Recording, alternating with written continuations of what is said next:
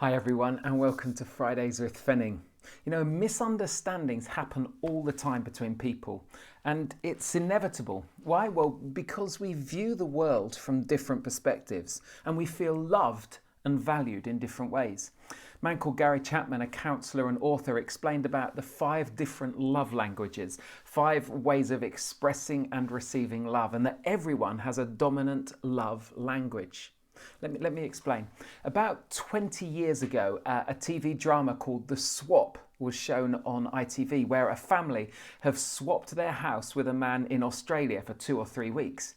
And it was the first time that I'd ever noticed clearly that the husband and wife were speaking very different love languages, and it was destroying their marriage. Honestly, they were almost at breaking point. And in one part, the husband, Tom, who's on holiday, is on his phone to the office and his business isn't doing well. And his wife, Jen, is so cross because he's talking work on their family holiday. And she complains and he turns to her and he says this, he says, "But I'm doing this for you." And she looks away disgusted and they have a row. And they're both speaking different love languages but not understanding each other. So husband Tom is wanting to express his love through providing for his wife and his family. He's giving up holiday time to ensure that he can provide for the family and give them all that they need. Yet all he gets is criticism for it. And he goes out and he buys her flowers as a gift just to be able to say sorry, and she rejects them. And he feels like giving up and he says, "What's the point?" And Jen, the wife, well, she feels neglected and unloved and desperately wants quality time with her husband, Tom. That's what this holiday was going to give them, time for them to be together, to relax and talk and have a bit of focused time with each other. And yet work invades that time, which speaks to her that he loves work more than her.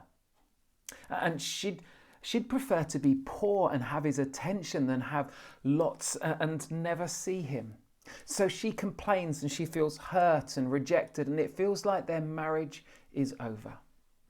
Now, does that sound familiar? These misunderstandings happen all the time in relationships, whether within marriage or as parents and children or friendships, and even in the work environment. And so understanding these love languages and recognizing each other's primary love language really can make a difference. So last week I picked up on my primary love language, which is words of affirmation.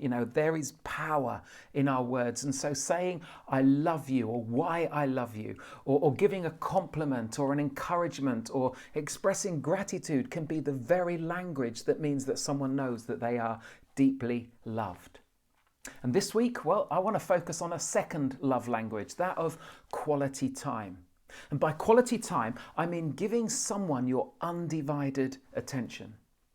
Now, for some people, they only truly know that they're loved when, like Jen in the TV drama, they experience quality time with the other person, when they're given someone's undivided attention. So over the years, the term quality time has become a bit overused and trite, but actually it can be a very powerful experience. You see, quality time means that you have to be present. You have to decide that at this moment, this activity or this person is going to receive all my attention.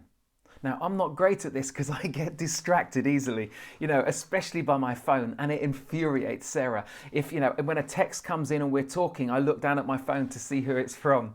It says to her that someone else is more important than her, whereas I think I'm multitasking. And boy, the trouble I've got into with this. And I've had conversations with Sarah where I've checked my phone and then missed something really important that Sarah is saying. And then I'm frantically trying to guess what she might have said. I promise you, those times don't usually end well for me. But Sarah says it's like me talking to her and then she just picks up a book and starts reading. How would I feel then? And to be honest, I have no answer to that. You see, the love language of quality time can be expressed in different ways. It has different dialects. So firstly, quality time usually involves quality conversation, and that means being attentive and listening well. Sometimes people value offloading their day, explaining the stresses they've faced, the conversations they've had, and they feel loved when they've been listened to and understood. And sometimes that's all that's needed, and they feel energized again. Other times, offering advice and comment is really helpful. Sarah and I will sometimes say, do you want me to listen and sympathize or offer advice? Comfort or solution? Now that sounds a bit naff, I know, but when it's said well, it's really helpful. And avoid interrupting. Research has indicated that the average individual listens for 17 seconds before interrupting. Sarah was shocked that it was that long, and to be honest, so was I. And sometimes we don't want to be interrupted or fixed, we just want to be heard and understood. So creating space for quality time together to really listen to each other without stating our opinion or defending ourselves can be a very powerful and very life-giving. And it's an expression of intimacy and love, which is why it's important to do this with our kids and our parents, our partners and our spouses. And even it's important appropriately to do this with work colleagues too. To feel valued and listened to and understood is life-giving. And to some, it's the evidence of our love for them. And quality conversation requires self-revelation too, of sharing our thoughts and feelings. How can people really know and understand us unless we share something of ourselves? And that requires vulnerability about who we are. And again, something I've come to realize is that Sarah is able to describe how she feels, and she can articulate her emotions really clearly. And I can't, and I just run out of words, and it can seem like I'm not willing to share, but sometimes I just don't know how to express it. Now, maybe that's a male issue.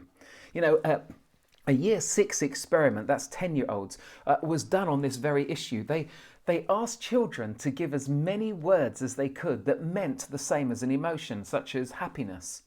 And girls scored higher than boys in every single emotion except anger. Boys don't seem to have the emotional vocabulary in the same way that girls do. And if you think about it, men will often say what they think and not how they feel. But actually it's something that I and us men need to work on. We need to be intentional about noting our emotions and how we're feeling and then being willing to share them. Otherwise, people are left frustrated. So quality time involves quality conversation, but it also involves quality activities too, of doing things together. It's walks, it's date nights, it's going out for meals, it's watching kids on sports day or playing together and reading a bedtime story. It's snuggling up to watch a movie. It's taking a colleague out for lunch or sitting in the park together or having a one-to-one over coffee. Giving time to someone and focusing on them is hard to do in a busy world, but it's not impossible because we all make time for what we value.